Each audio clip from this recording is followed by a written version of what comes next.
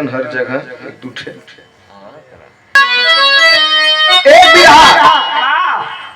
एक बिरहा के आप लोगों के बीच में प्रस्तुत कर थी। ये बिरहा में आप लोगों के कहानी का और कांड का दोनों का आनंद मिल जाए।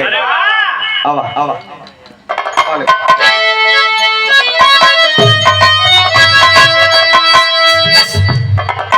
इसमें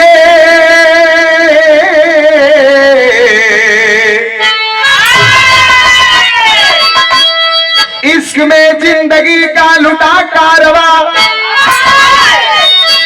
इश्क का नूर है हुस्न के नाज पे। इश्क सोला भी है, इश्क दरिया भी है,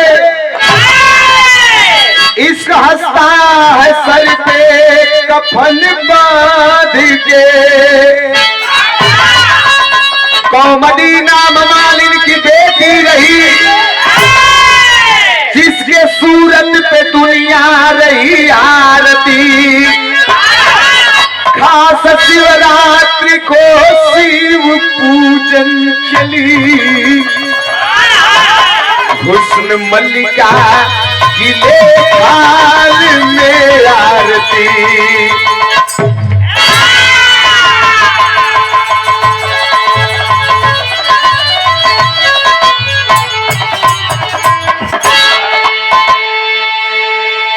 अरे उमरा फारूक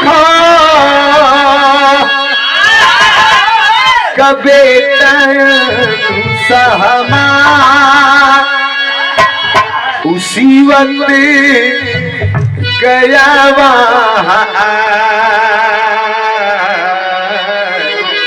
अरे कोमदी के मनवा पे, अरे कोमदी के सूरत पे फिसल गई मनवा। इसका दिल गया वहाँ। बात के आप लोग समझ ला। आप सुने वाला भैया लोगन बिरहा का पारखी हुआ लोगन से ध्यान से दिया सुने परखा जा। उमर फारूक नाम का नवाब लखनऊ का एक ही बेटा रहल अनुसमा। नवाब का एक बेटा जेकर नाम रहल अनुसमा। बगीचा में आयल है घूमे के लिए, और जब घूमे के लिए आयल तो उन्हीं के राज, उन्हीं के दरबार का माली का बिटिया वही बगीचा में निकलल हो। थाल ले ले हो, थाल में पूजा का सामग्री ले ले हो, और शंकर भगवान के मंदिर में जाके पूजा कर चाहत। पूजा करे के लिए जात हो, आगे बढ़त हो। खूबसूरती इतना रहल, इतना खूबसूरत कि ओके देख के आदमी अपन दिल हार बैठे। अनुसमा देख लेता है, और जब देख लेता है तो उसको देख के कहता है कि अरे वाह, ये साक्षात धरती पे चांद का बच्चा है।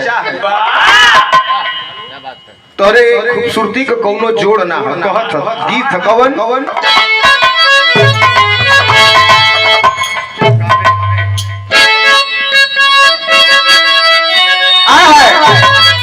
हमारे मुसलमान भाई लेता वाला कि अरे नकाबे नकाबे, अरे नकाबे हुस्न मुसलसल उठाई जाती है। नकाबे हुस्न मुसलसल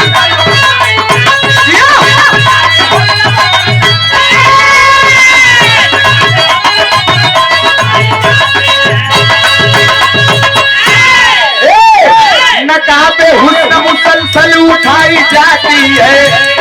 ला ला ला ला, नकाबे हुस्न मुसलसल उठाई जाती है। नकाबे हुस्न मुसलसल उठाई जाती है। मैं पीता नहीं जबरी पिलाई, पीता नहीं जबरी पिलाई जाती है।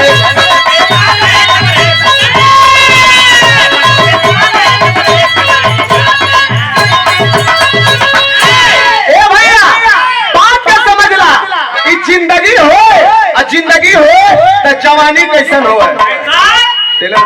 ध्यान दिया। जवानी का मतलब अब बुढ़ापा का मतलब।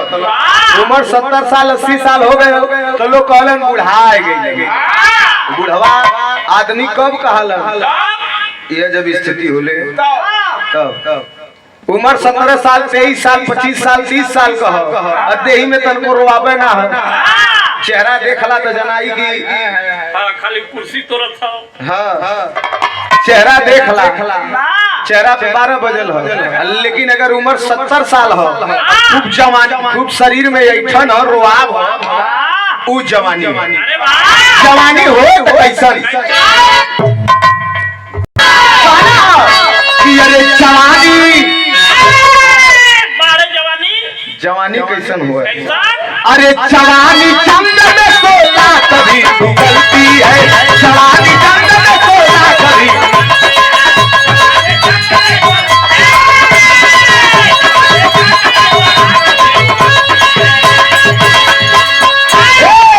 जवानी जंग में सोला कभी उगलती है, जवानी जंग में सोला कभी उगलती है। खुली तलवार तो खुली तलवार गलती है, खुली तलवार तो जरूर को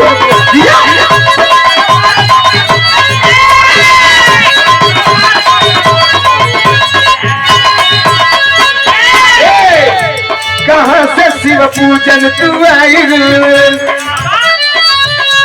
50 हाली बजौली होगा। ला ला ला ला ला कहाँ से शिव पूजन तू आई गुरुवरन, ये हुस्न तेरा पूजन को आया जन मन।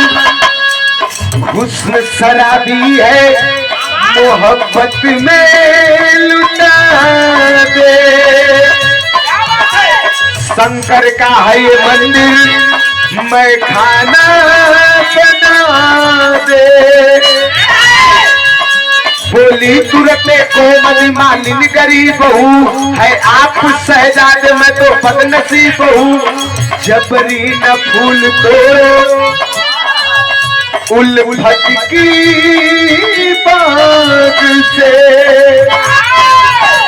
खुद घर को जलाओ ना घर की चिराग से। मगर न मानयनु सहमय अत्याचार किया, मगर न मानयनु सहमय अत्याचार किया। हाय रे बेबसी इज्जत वही उतार लिया, लुटी इंसानियत रबी कुरान रोने लगा। लुटी इंसानियत रबी कुरान रोने लगा। खुदा के नाम पर डगमग ईमान होने लगा। खुदा के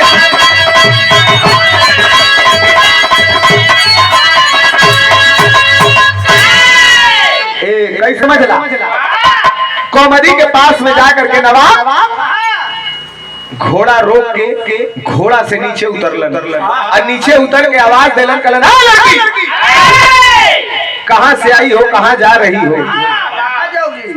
लड़की जब नवाब साहब के देखलस हाथ जोड़ लेलस। आप कह हाँ कहाँ जात हूँ? कब पूजा का थाल ले ले शंकर भगवान के मंदिर में जाती पूजा करे। कल तो के पूजा करे का जरूरत है? हमारे पास चली आवा हम दिन रात खुदे तुम्हारी इबादत करो। साहब ऐसा मत बोला, गरीब घर का लड़की है, गरीब के लगे कुछ ना होला मात्र इज्जत होले, यह इज्जत होले एक तार तार मत करे।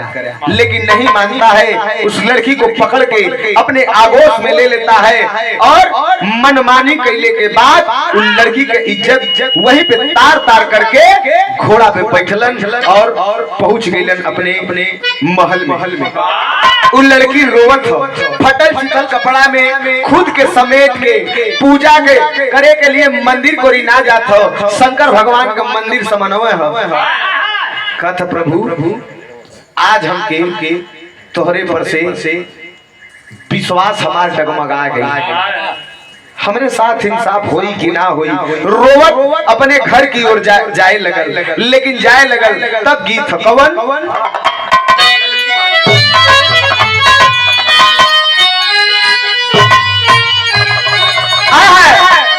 गीत बड़ा पुरान है।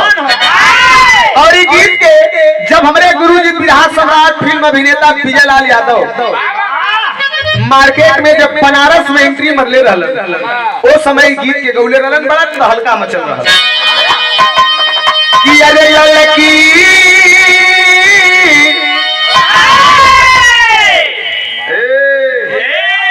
अरे ललकी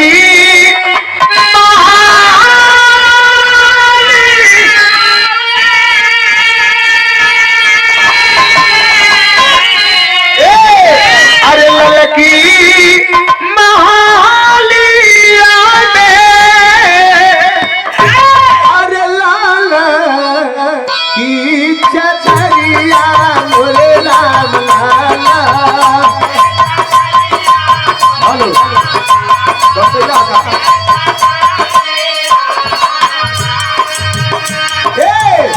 राम लाल की चचरिया मनवा मोहल हो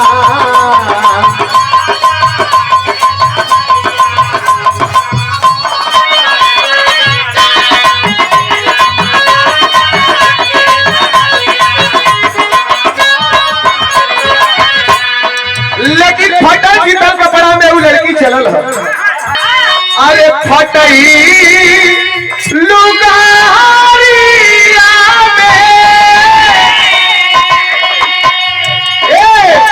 फटही लुगारिया में अरे रोली जतिया मोरे रामा रोली जतिया जतिया पागल होला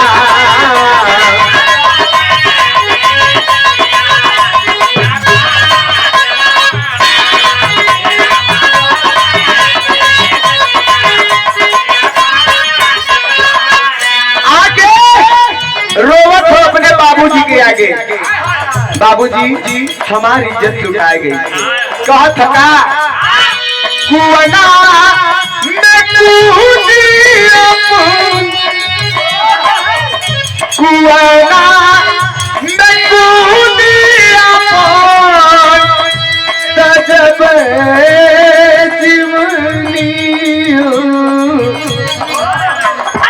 अरे कुआना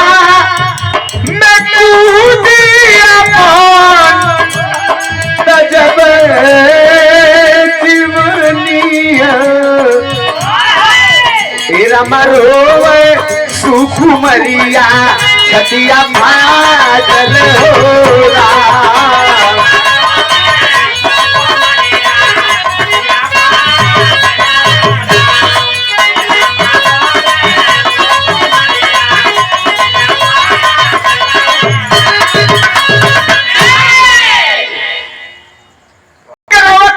बाबूजी हमारी इज्जत लुटाई गई लड़की का सबसे अमोल गहना सबसे अनमोल गहना अगर कुछ हो तो लाज इज्जत हमारी इज्जत ये लुटाई गई हम जी के का करो कुआं में कूद के अपन जान दे दे रोवत तेरी में कहना है रुक जा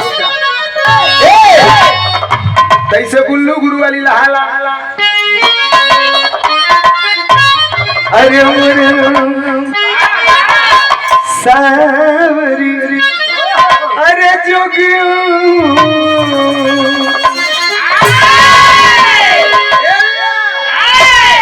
कह की इज्जत का समय लुट गया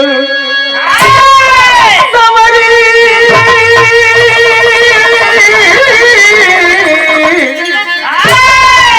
इज्जत का समय लुट गया अरे सबको तगमाज परवाना इज्जत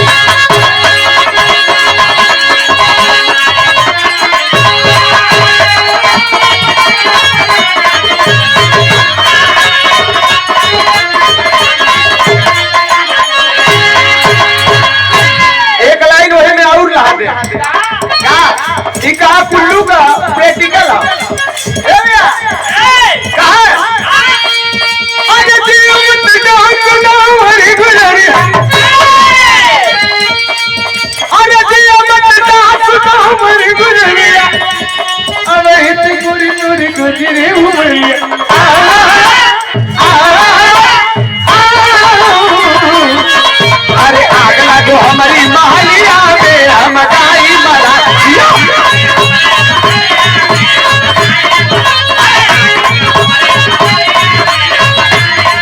एक लाइन और कहा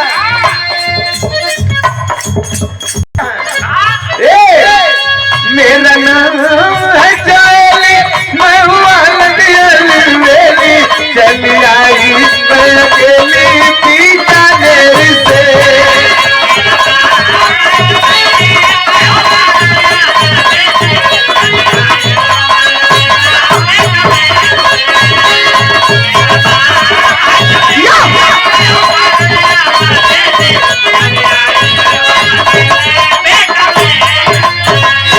उल्लू गुरु के भाव पे हमरे आना लुट गया किया बेनूर समाखो तगा बाज परवाना इज्जत का समियाना लुट गया कोमती घर लौट अरे अब्बा से रोने लगी बाके सब सवाल आंसू से मुखड़ा धोने लगी इज्जत को मेरे अरे सहजादे ने ले लिया कर मरूंगी खुद खुशी दामन में दाग दे दिया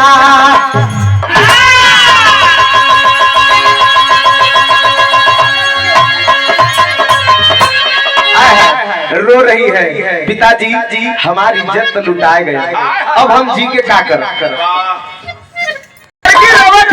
बाबूजी अब तो हमारी जतिया चल गई हम जी के क्या करो बाबू समझावत हो देखा कैसे समझावत हो बाप हो तो ऐसा लड़की सुसाइड करना चाहती है मरना चाहती है आत्महत्या करना चाहती है अपने जान के लेवा चाहता लेकिन बाप समझावत हो अपने बिटिया के आए हैं का समझौलन पुराना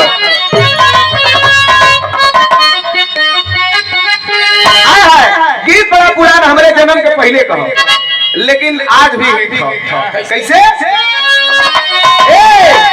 कि लाल लाल उठवा लाल लाल उठवा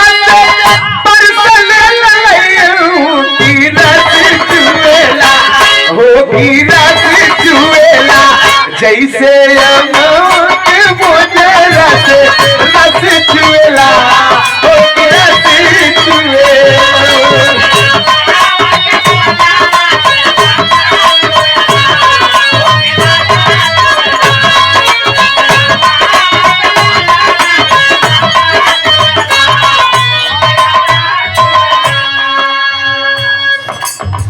यार आप लोगों के हमें लगा तो बहुत पहले के सुन ले रहे होगा देखिए ये समझ नया होगा कैसे बाप समझावत हो बिटिया कहता कि बाबू हम अपन जान दे दे लेकिन बाबू समझावत हो का समझौलन कि दे लुकाए जान बाबू समझाओ हो दुलारी बिटिया की कर दिया गुल करावा हो दुलारी बिटिया हो दुलारी बिटिया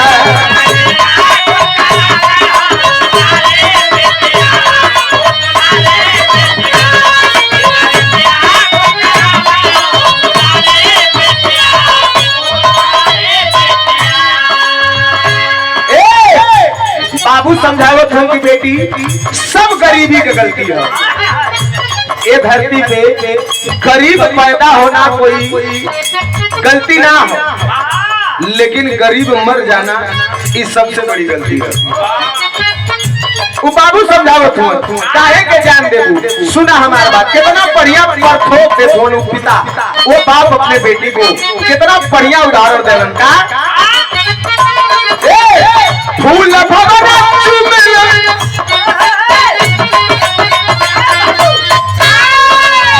फूल भवरा चुमेला सुधना कहाला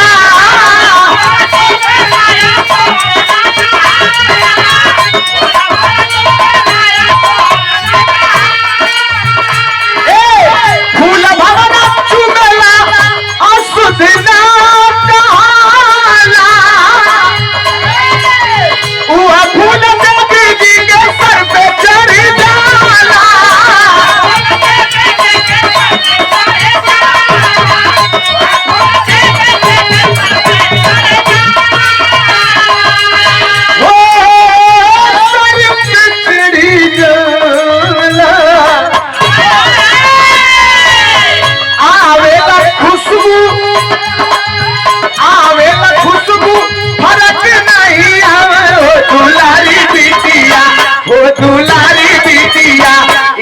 दुलारी बिटिया कुल करावा हो दुलारी बिटिया हो दुलारी बिटिया।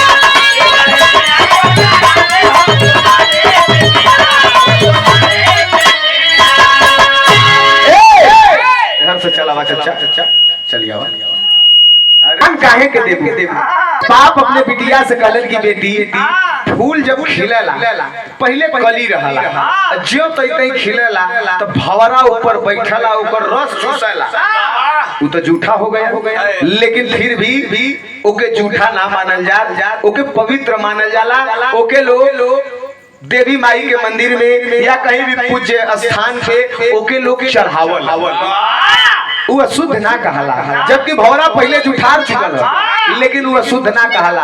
गैया हो गैया का दूध दूहे के पहले बछवा जाए के बाद पकड़ला जब गैया का बाट पकड़ी बछवा थोड़ा पे जो नगी दूध पी ओकरे बाद गैया दुहाले तो उहे दूध शंकरो भगवान के चढ़ला उहे दूध के खीर भी बनला वही दूध के पूजा भी बनला वही पूजा भी कल जाला और वही दूध के मिठाई भी बनला ओके लोग खात हुआ अशुद्ध मानल ना जान मत दो अशुद्ध नहीं हो।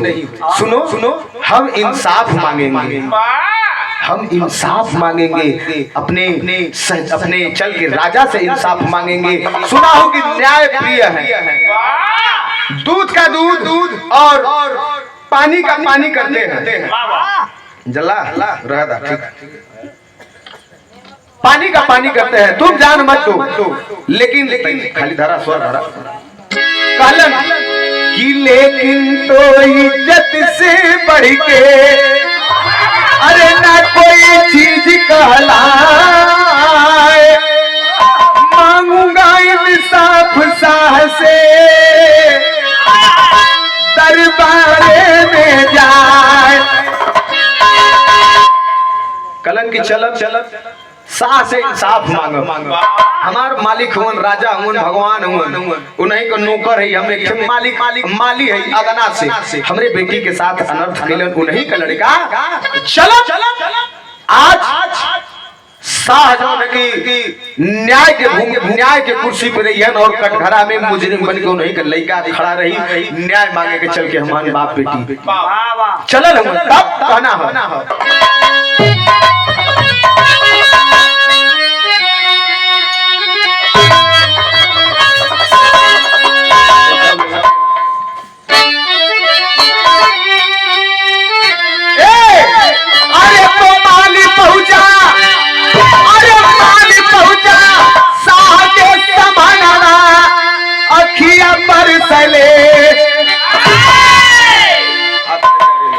अरे तो माली पहुंचा साह के समाना अखिया बरसले रोके कहा साजादा के दस्ताना अखिया बरसले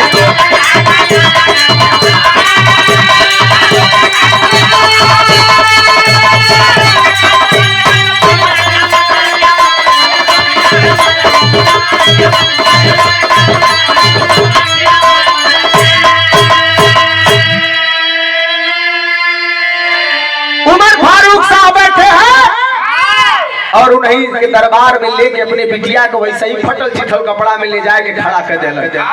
अरे बाप रे बाप फटल चिथल कपड़ा में देख रहे उमर फारूक साहब समतमाए के खड़ा हो गए कलंगिया अरे माली तेरी ये जुर्रत हमारी फूल जैसी नाजुक बेटी को फटे चिथे कपड़ों में ला करके मेरे सामने खड़ा कर दिया। रोवे लगल माली रोवे लगल सरकार पहले हमारी बात तो सुनल जाए हुजूर बोल जल्दी बोल क्या कहे कि जैसी इज्जत होती साहब अरे बादशाह वीरों की वैसी इज्जत होती हम गरीब या फकीरों की।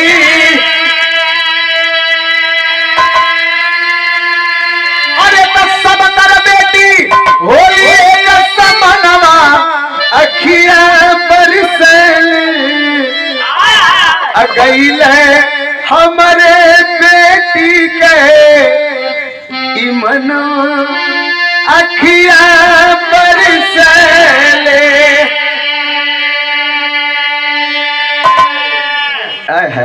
ए भैया कल की सरकार एक बात कह का कहे कि सबकर बिटिया एक समान होली।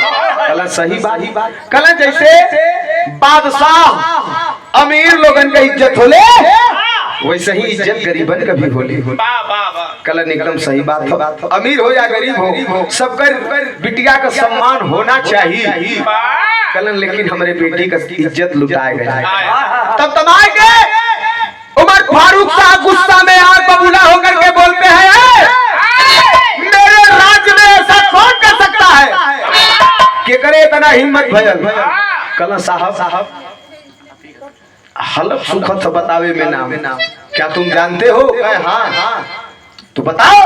कहे नहीं साहब जबान सुखत हो, तनी डर भी लगत हो, लेकिन एक बात सुन ले कि आपके दरबार में न्याय होला, दूध का दूध पानी का पानी होला, लेकिन पता नहीं नमवा बताई तो कहीं आपका मनवा कहीं विचलित न हो जाए, यही बदे बतावे से डराते। कहे नहीं विचलित मत हो, विचलित एकदम मत हो, लेकिन नाम बतावा। कल साहब आपका एक लौता बेटा उमर फारूक साहब सुन के अवाक हो गईलन। अनुसमा की बात कर रहे हो? हाँ वही हमारे बिटिया का इज्जत लूट ले। उमर फारूक साहब बोलन ये बात अपने बेटी से कहलवाओ। रोवे लगल फपक के। कहत हम का बोला, हमार तो सब लुटाए गए, हम तो जान देवे जात रही है, बाबूजी हमके पकड़ के लिए कलन की चलो दरबार में चल के न्याय मांगूंगा। अब आप के सामने सब साहब न्याय करी या अन्याय करी, हम भी आप का बिटिया है। आवाज देते हैं अपने एक लौता बेटा अनुसमा के बुलवाए के महफिल में अपने दरबार में खड़ा करौलन और आवाज दिलन, अरे बेटे इस लड़की ने तुम्हारे ऊपर इल्जाम लगाया है या आरोप लगाया है, क्या ये सही है? तुमने इसके साथ अन्याय किया है, इसके साथ गलत किया है, इसके इज्जत को तार किया है। अनुसमा जो खड़ा रहना ऐसे, जब वो लड़की के देखना तो देखते मुड़ी नीचे कले कहना चुप मत रहो। आंख नीचे जब लेलन समझदार रहलन, समझ गईलन कि हो गलत किया है, ये गलत किया है, मेरा बेटा है तो क्या है, लेकिन इसको सजा मिलेगी। का सजा देना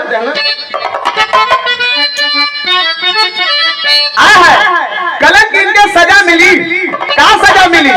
आवाज देलन वही दरबार में खड़ा होकर के कि मेरे बेटे को एकदम नंगा कर दो, इस शरीर पे एक कपड़ा न रहे, सूत भी न रहे, गर्दन तक निकलवाया, एकदम कपड़ा निकाल के नग्न करके 100 कोड़ा मारा। 100 कोड़े की सजा सुनाए हैं।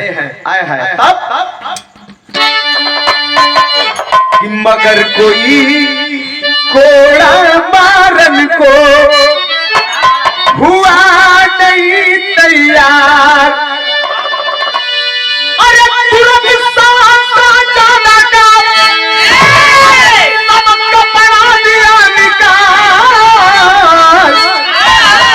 इज्जत का समियान लुट गया। अरे तो कोड़ा लगे मारने झंखल लगा। कोई कोड़ा मारे बदे तैयार ना हो। दरबार में जितना लोग रहना, सैनिक मंत्री जितना लोग रहना, सब कहना कि ऐसा ना हो कि कोड़वा मार देवा जाए, अब मरले के बाद फिर हम के कोनो सजा सुना दे, केहू अगवे ना बढ़त। उमर फारूक साहब आवाज देते हैं, उठो मारो। सब मुड़ी नीचे कहले कि साहब हम से तो ना हो पाए। तुरंत अपने राजगद्दी पर से उठलन और जाए के अनुसमा का पूरा कपड़ा खोल के एकदम नंगा कर देलन और उठाए के कोड़ा लगला सटासट चलावे। आय हाय जब चलावे लगलन तो कई कोड़ा मरले रहला। अरे साहबारा टेलर भैया तू बड़ा आराम से बैठल हुआ। अच्छा वो भौजी हैं पालगी आराम से सुना तो हो कि देख के हम गौता ही बढ़िया से।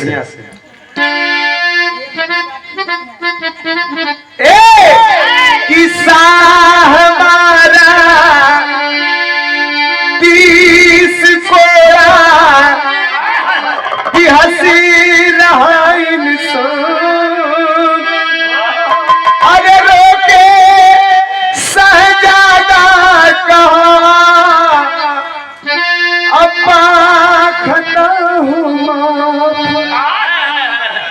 30 घोड़ा 30 घोड़ा एक के बाद एक सटासट चलाओ था। जब 30 घोड़ा लगल हो तब रो के शहजादा बोलता है कि पिताजी हमरे गलती के क्षमा क्षमा, गलती कह दिले है लेकिन आपका बेटा है, कम से कम इतना तो सोचला। रोवत हो लेकिन उमर फारूक साहब बोलते हैं उमर फारूक के दरबार में न्याय होता है, चाहे गरीब हो चाहे अमीर हो, दूध का दूध और पानी का पानी। तुमने गलती किया है तो तुमको सजा मिलेगी, और 100 कोड़ा का सजा सुनाया हो तो 100 कोड़ा पूरा मारने के बाद ही रुकूंगा। 30 कोड़ा लगल हो, 30 कोड़ा के बाद वो लड़का रोवत हो और रो के कहत का कहत आय हाय तर्ज बड़ा बढ़िया हो कि तुम मगर साथ देने का अरे वादा करो,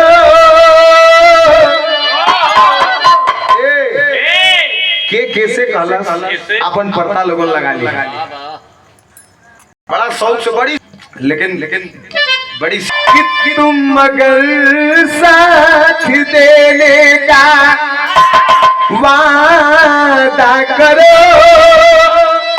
मैं यूं ही बात नगर में सुनता रहूं। लेकिन होता क्या है कि मेरे बाबा तू कोड़ा,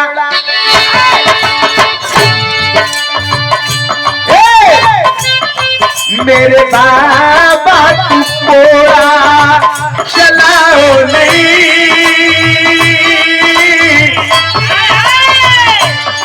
मेरे बाबा तू कोड़ा चलाओ नहीं, मैं बेगाना नहीं, मेरे बाबा तू कोड़ा चलाओ नहीं, मैं बेगाना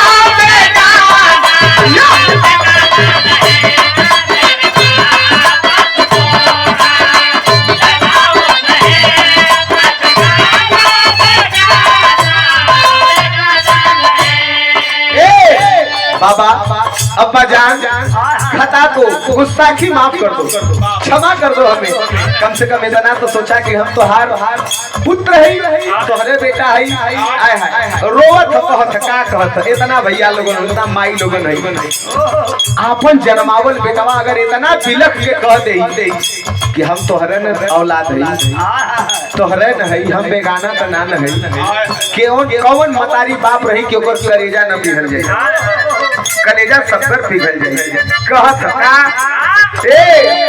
जो देह को हमारी अब्बा हाथ से सवारे, चचा वो लड़का बोल रहा है अपने पिता से, जो देह को हमारी अब्बा हाथ से सवारे, बहता है उससे लहू, घोड़े के दर्द के मारे, सूखती है जुबां मेरी, सूरत को अब निहारो, सूरत को अब निहारो, एक लोटा पिला के पानी फिर बाद में कोड़ा मारो, एक लोटा पिला के पानी फिर बाद में कोड़ा,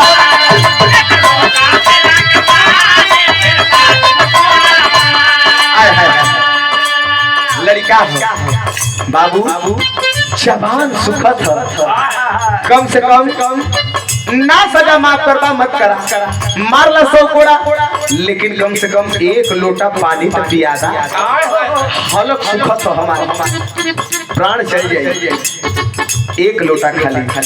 लड़का कहत हो जो देह को हमारी अब्बा हाथ से सवारे, बहता है उससे लहू, घोड़े के दर्द के मारे। अरविंद भैया बड़ा सिचुएशन बड़ा तनी से समझा।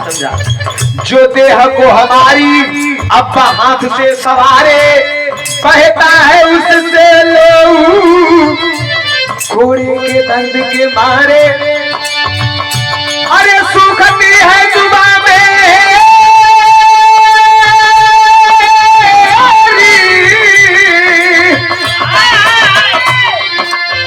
सूखती है जुबां मेरी, सूरज को अब निहारो, सूरज को अब निहारो, एक लोटा पिला दे पानी फिर बाद में कोड़ा मारो, एक लोटा पिला दे पानी फिर बाद में कोड़ा मारो।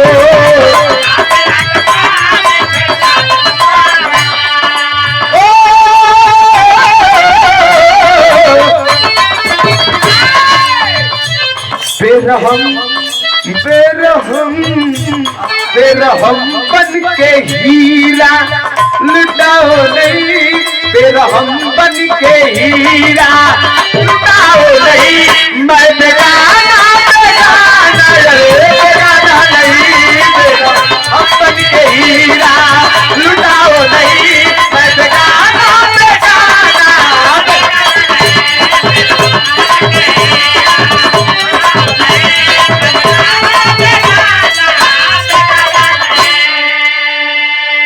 बाबू बेरहम मत बनिए, ऐसे हीरा थोड़ो लुटावल जाला। आप एकलौता वारी सही हो, ठीक है गलती कैले ही मानत थी, सजा भी बिना कथी की कम करा, मार ला 100 कोड़ा, लेकिन एक लोटा पानी पिला दा, हमार हलक सुखा तो हमार प्राण निकल जाई बाबू, हमके एक लोटा मात्र पानी पिला दा। लेकिन साहब एक बात बोलता है,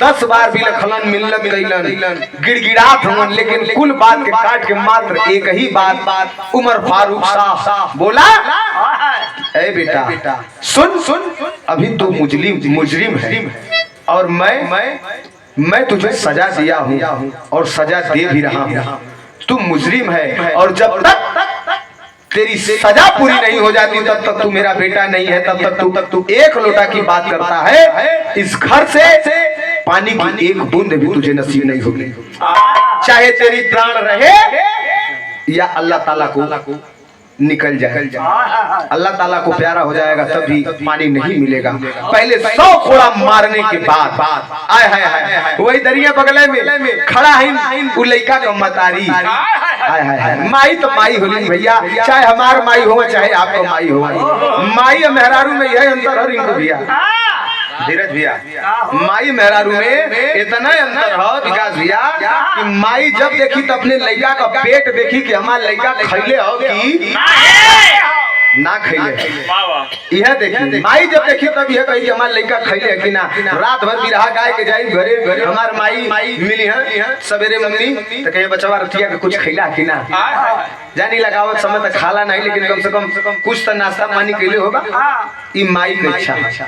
घरे में बैठली तुरंत दौड़ के एक लोटा पानी नाश्ता लेके दौड़ले किला खाला, वही दरिया मेहरारू, हम अपने मेहरारू को बात ना करती, हालांकि हमारो मेहरारू बड़ा सेवा करे, जला मेहरारून का बात है कि अगर घरे गईला कपड़ा निकाल के खूटी पे टांग देला, अपने तो बिस्तर पे तनी से लोटला, अब मेहरारू अपन केहरो से आई, मान ला किचन उचन में है ना, अपन बर्तन उर्तन माज उच कैली, खूब अपन गावत बजावत है, पहुंची है घरे में, देखिए जब खूटी पे आदमी देखिए सूत गईलन, खूटी कपड़ा जो कपड़ा खूटी पे टांगल है, दौड़ के वहाँ पहुंचे, धड़े खलीता में दौड़, खलीता में जवन मिली स्टेट बैंक में डाल दी। अच्छा स्टेट बैंक है, बड़कियों माई खुले नहीं लगे, एक आध के खाता इनकर खुलवा देता, हाँ ज्वाइंट खुलवा था इनका रस्सी मंगल चचा के दोनों जने के जोड़ा ज्वाइंट खाता खुलवा था, हाँ जला तो ई माई और मेहरारू में अंतर, हालांकि हमारे चचा हमरो मेहरारू बड़ा सेवा करेंगे, अभी हम मंच पे अब ऐसा डर के मारे ना कहती, ई थोड़ो कि हम घरे जाए तो हमें क्यों नहीं आवे लगी है कि हमार तू बुराई कैला है, ऐसा बात नहीं है, वो सेवा करे नहीं, दूध पानी पतो तो हाथ बढ़िया, खाली देखा अब ही ना बता दे रुमलिया वाली बस शांत हो जाए, तब अब बिरहा तो जल्ला वही दरिया माई खड़ी है, माई तब माइये ही लड़का के ऊपर कोड़ा बरसत है, लेकिन माई के आंख से आंसू रुकत नहीं है, रोवत है, कुछ बोलत ना है, लेकिन लड़िया घूम के अपने माई को कहलन का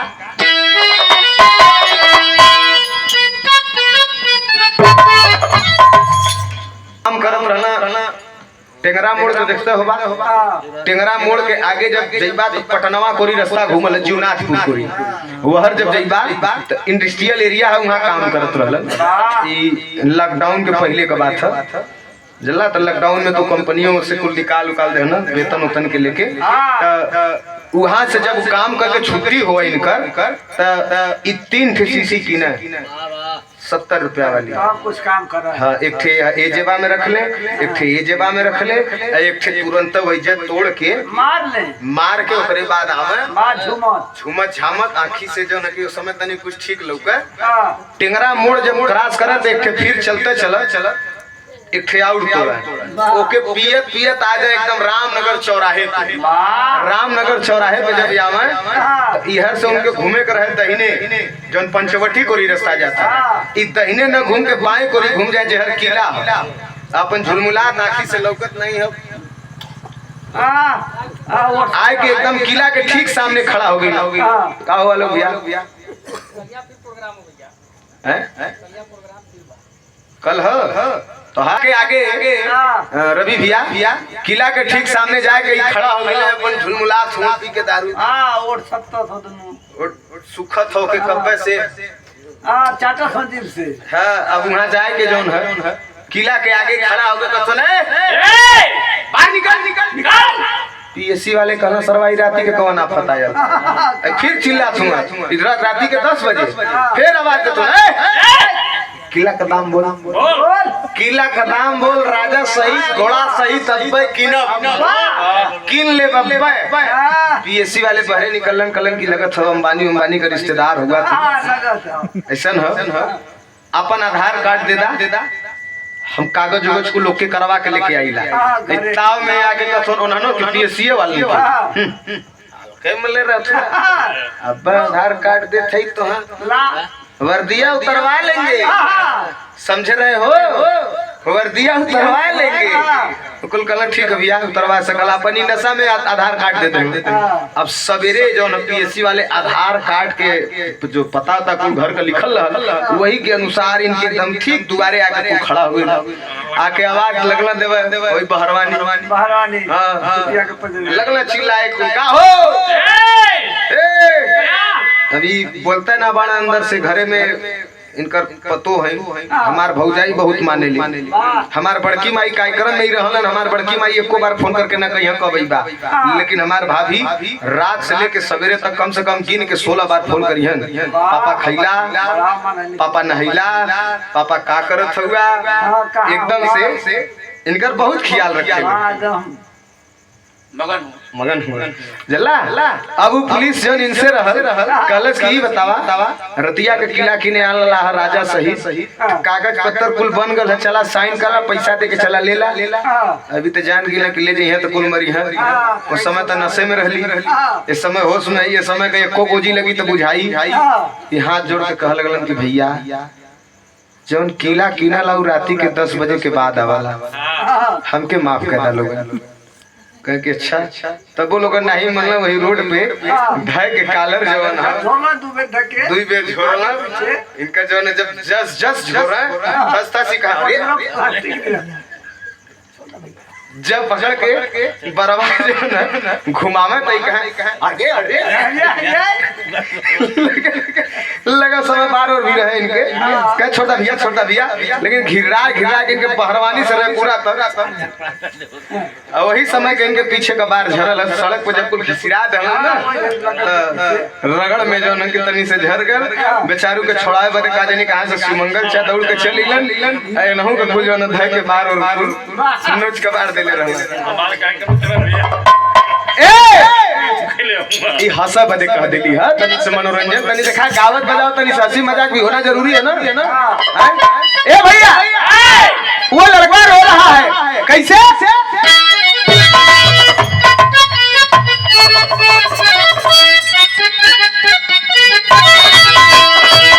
चली गुरुजी वाली है। ए, ए अरे तो जैसे बिन मुनिया के अरे अरे तड़पने मछरी भैया जैसे बिना बनिया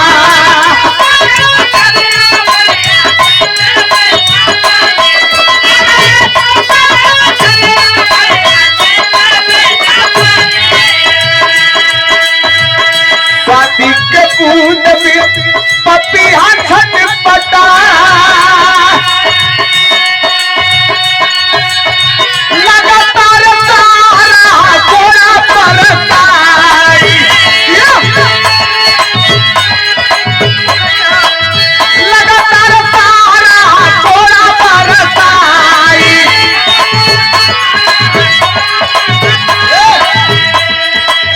बोलल बा सुबनवा करे जब बिहरा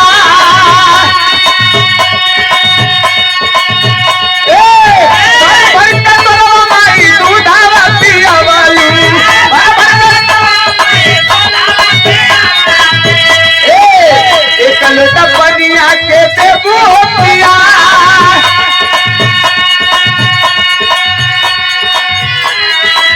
महिला में अम्मा झट से ले गई बनिया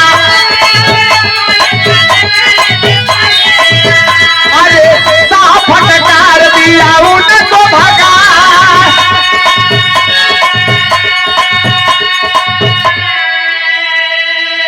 जैसे मछली तड़पे पानी से बहरे निकाल रहा वैसे तड़पत हुआ एकदम पानी बिना एक तो कोड़ा का मार बर्दाश्त नहीं होता। बगल में माई खड़ी है, माई से कहलन कि ये माई पैदा कैलू असन पान करौलू भर भर कटोरा का दूध पियौलू आज एक लोटा पानी ना पिया सकत हो। करेजा पिघल गल मतारी के दौड़ के छठ से मोह में आ गई झट से दौड़ के गईली न घरे में एक फट से एक बर्तन में लेके पानी दौड़ के आयल है कि हम अपने लइकवा के पियाए दे ही। और तब तक जब पानी लेके आके खड़ा भइली तब तक उमर फारूक शाह गुस्से की निगाह से देखता है और डांट देता है कि बेगम जान पानी को लेकर के अंदर जाइए, अभी यह मुजरिम है, अभी हमारा और आपका बेटा नहीं है, इसको लेकर जाइए पानी। और जब तक 100 कोड़ा पूरा न मार ले तब तक यमन का बेटा ना हो, तब तक घरे से पानी का एक बूंद ना मिले। ले जाओ चाप के तबेर रहना लेके पानी चल गई और यार लगातार मारत होंगे तो भयल का अरे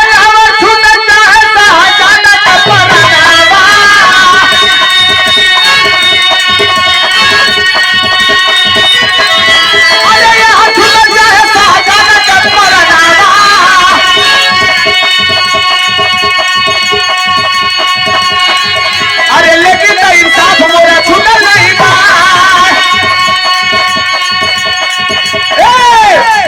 अरे बबल 50 कोड़ा गिरल देही आते, अरे बबल 50 कोड़ा गिरल देही आते।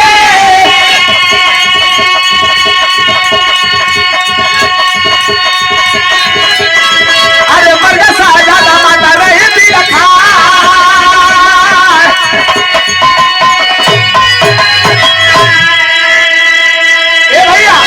कोड़ा मारत हुआ केतनो बिलखत हुआ केतनो रोवत हुआ सुनत ना हुआ। धीरे धीरे 50-45 कोड़ा जब भयल हो शहजादा कहलन कि अब्बा जान लगता है कि अब अलविदा हो जाऊंगा इस दुनिया से, मेरी रूह निकल जाएगी जिस्म से। कहला कि केतन तोहार रूह निकले चाहे जाए, अभी हमारे इंसाफ खत्म नहीं भलो। मारत 100 कोड़ा ओकरे बादत होके पानी दे तो होके खोलब ओकरे बादत हो गले से लगाई 100 कोड़ा मरले के बाद पहले ना 50 कोड़ा जब गिरल हदे ही पे अनुसहमा अपने शरीर के त्याग दे। इतन से प्राण पखेरु उड़ गया, मर गईलन। सब पूरा नगर के लोग अवाक होवन, मतारी छटपटाए के रोवत थी आए है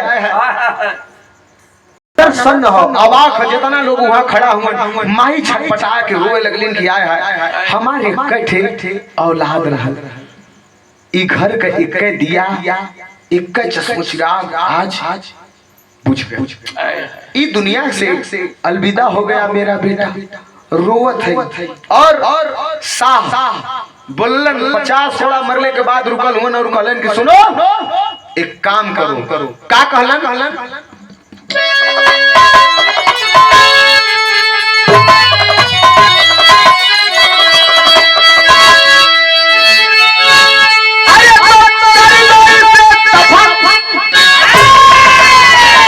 इसे दफन करो।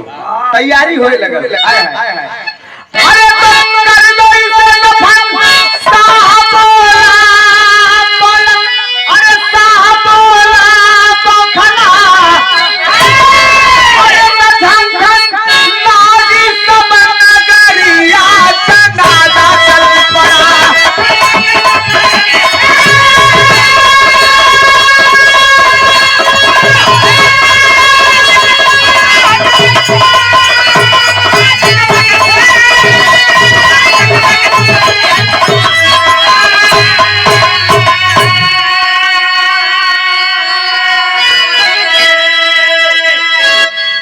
पचास घोड़ा मारते मारते इस सन से रूह निकल गई, अलविदा हो गया है दुनिया से। रुक जाते हैं उमर फारूक साहब और बोलते हैं इसको दफन करो। तैयारी कर लोग, जनाजा सजल हो और जनाजे के अंदर लाश रख के लोग लेके गईलन कब्रिस्तान पे, और खोद के कब्रिस्तान शहजादा का लाश ढके लगलन लोग। तो हमन के हिंदू भाई में जब कोई का शरीर छूटे तो घाट पे ले जाके गंगा जी में नहवाए के जे जैसन वहाँ पे लोग रहलन तो 5 अजूरी जल मुंह में डालल। लेकिन मुसलमान भाई लोगन में कब्र के अंदर जब पार्थिव शरीर रखा जाले, लाश रखा जाले, तो जितना लोग उ लोगन में रिवाज है मिट्टी देवे। तब 5 अजूरी मिट्टी गिन के लाश पे लोग छोड़ल।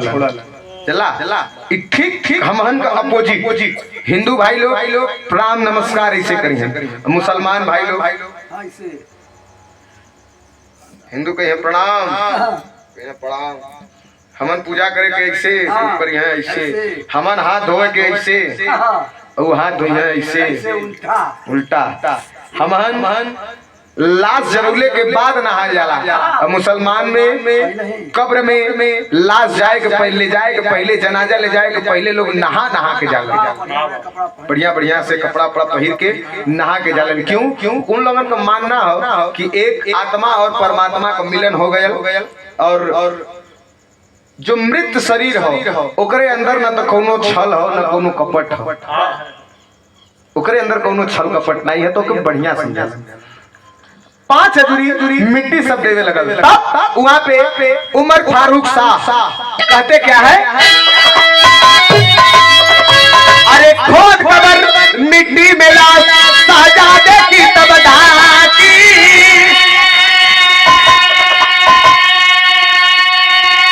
अरे कहता 50 कोड़ा सजल भी है बाकी,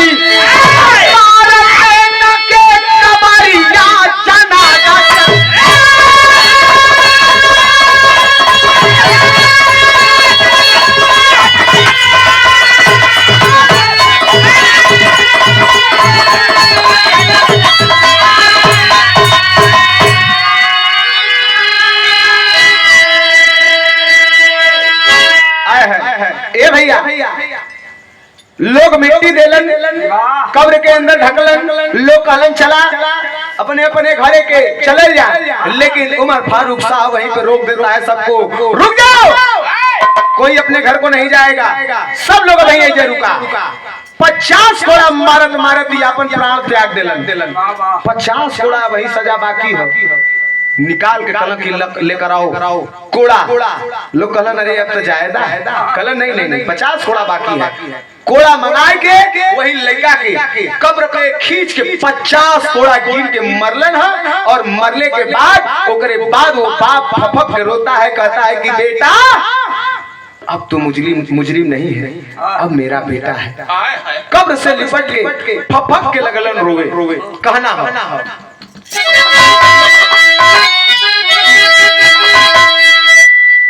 तान कफन सो गया हुस्न तरस खाता है।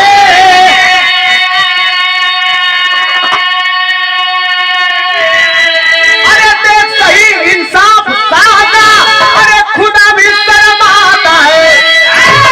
कायम दुनिया में नजरिया जनाजा चल।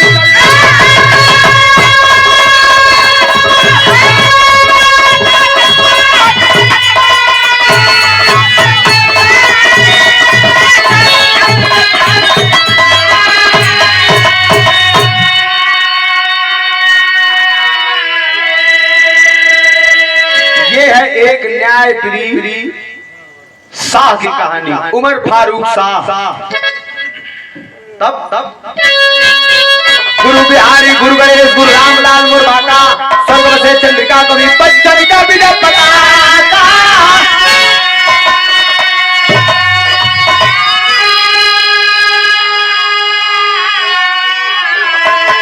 इज्जत का समियाना लुट गया, इज्जत का समियाना लुट गया।